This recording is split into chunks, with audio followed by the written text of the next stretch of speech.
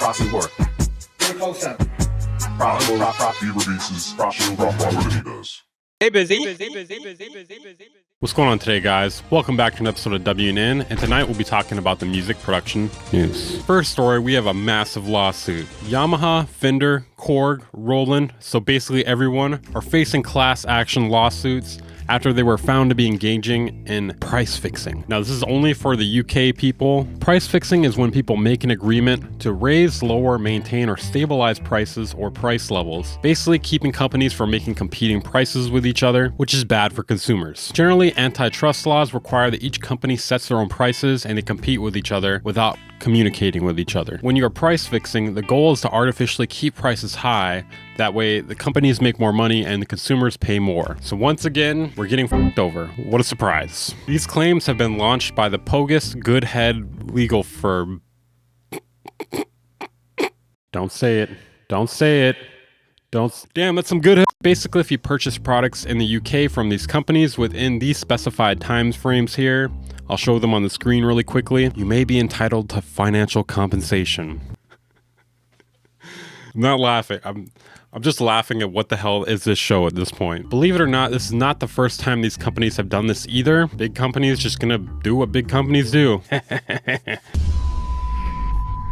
If you've been holding out for a drumless version of Daft Punk's Random Access Memories, you're about to get lucky.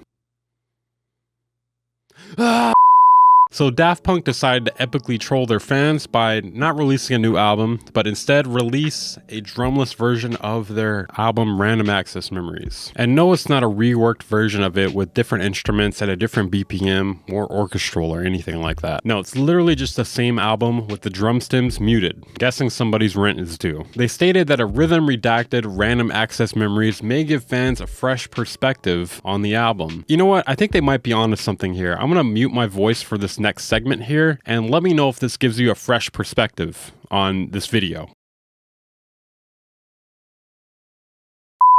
Sorry about that. She really likes Daft Punk, like a lot.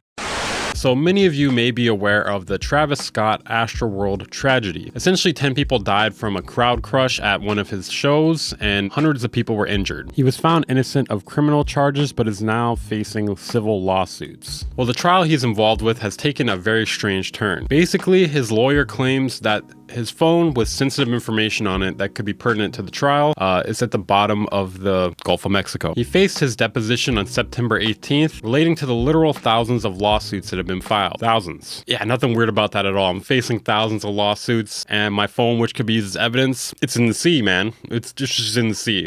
Don't know how that happened. Even weirder, he objected to producing the records before this. In the transcript, which has been obtained by Rolling Stone, this lack of information was questioned by Judge Kristen Hawkins. There does not seem to be any action from what I am hearing right now taken on the part of Mr. Scott's legal team to either A, secure and download anything from his phone immediately following an event in which 10 people died, or B, trying to recover text messages from alternate sources when Mr. Scott would have the ability to go and get that information, possibly from the carrier or from other sources. Scott's team remains adamant that Scott has nothing to hide. Phone's at the bottom of the sea though, but I got nothing to hide.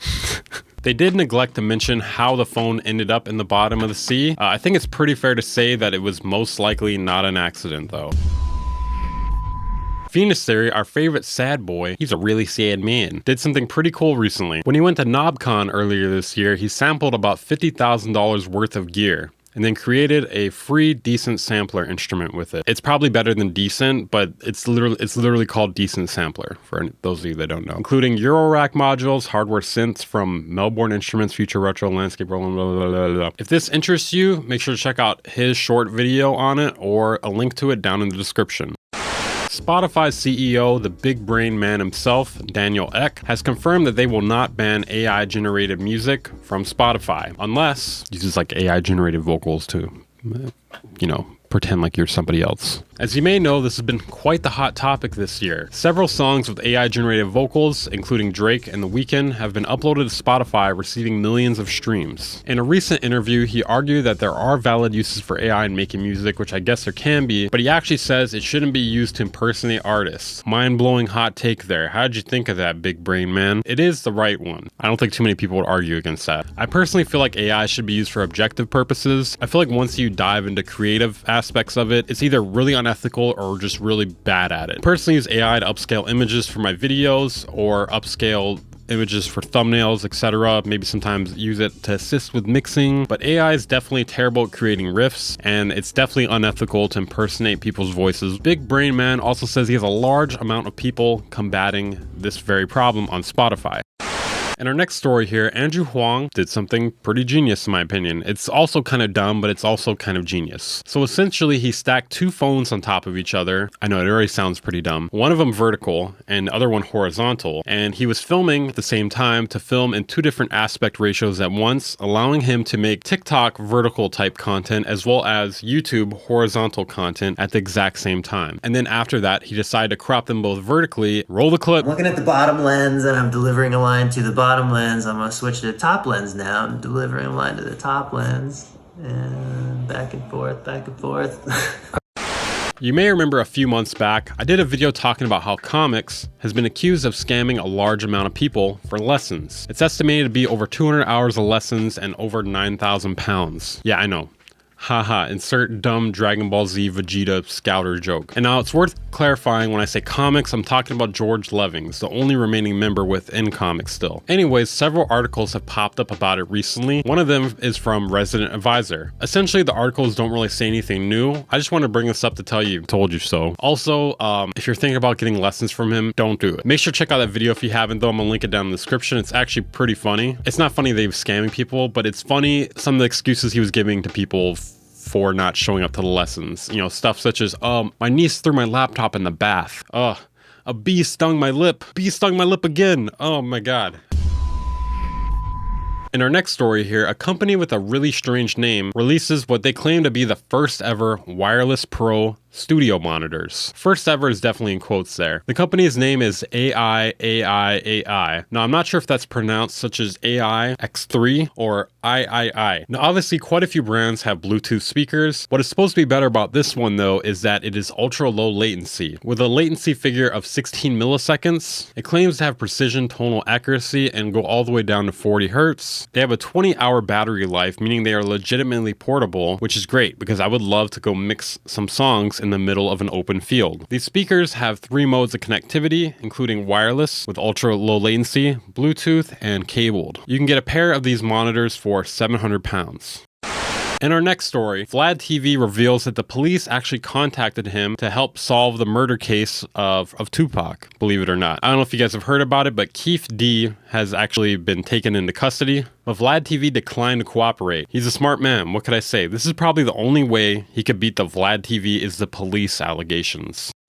You may remember a few videos ago, I told you guys about the IK Multimedia piano plugin. We weren't really sure what exactly it was because it was just a coming soon video with piano. Well, we were right, it was a piano and not a guitar. Sorry for everyone who voted guitar, it wasn't guitar. I know, how could we have been wrong? I mean, it was the only clue in the video. It turns out to be something called PIANOVERSE. I wonder if they're gonna make multiple products with this naming scheme and then bundle them all together afterwards and then sell it as multiverse. You can have the idea, IK Multimedia. I'm expecting $5,000 though. Take it or leave it. The samples for it were recorded with proprietary software to capture each piano's sonic DNA. They should probably clarify that a bit more because when they say that, I'm literally just imagining them making a knockoff version of Audacity and then recording it with that and then just calling it proprietary software where we recorded sonic DNA. Anyways, they recorded several different pianos, totally unheard of idea. Haven't seen anyone do this before. It has a new engine with redesigned voice management and round robin to attempt to make it sound more authentic. You can adjust quite a bit about the piano, such as lid position, pedal noise, the noise of the mallets, as well as the lid position and microphones. Introductory price of $100 per piano,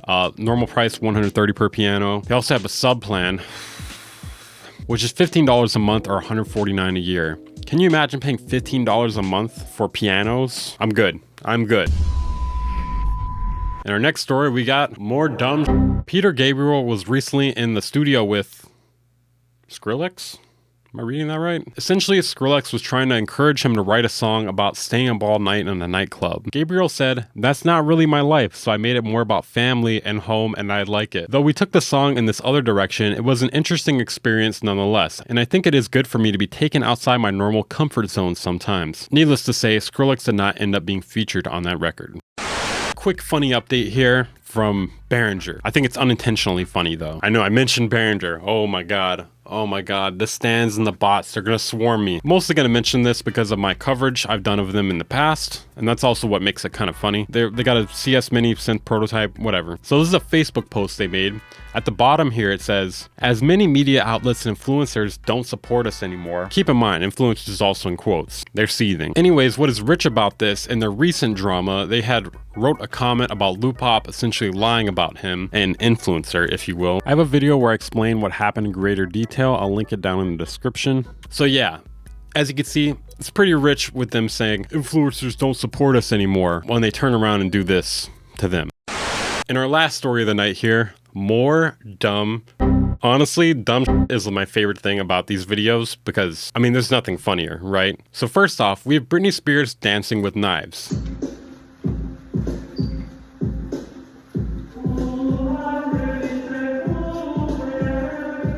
She claims they're fake knives. They're real metal, as you can hear in the video. You can hear them clanking in the video. Maybe they have extremely dull edges or something of the sort. Who knows? Anyways, with her dancing like this in this video here, it led to people calling a wellness check on her, which I don't know if you can blame people for that. I mean, she looks kind of out of her mind here in this clip. And I do think people scrutinize her behavior a bit more since she's done quite a few odd things in the past. She's also been a part of a conservatorship. Posting a video where you are dancing oddly with knives while making some crazed faces is not the best look. Basically, cops went to her house, and then several days later, she posted a video saying the knives were fake, and she's sorry she spooked everyone. She says she's imitating her favorite performer, Shakira. It's entirely possible this was a publicity stunt by her or her team, though. I don't think we'll ever really know.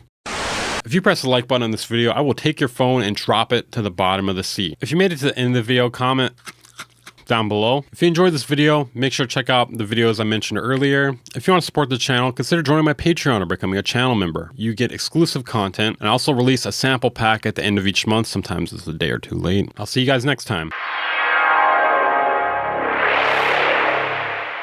Bang Incorporated.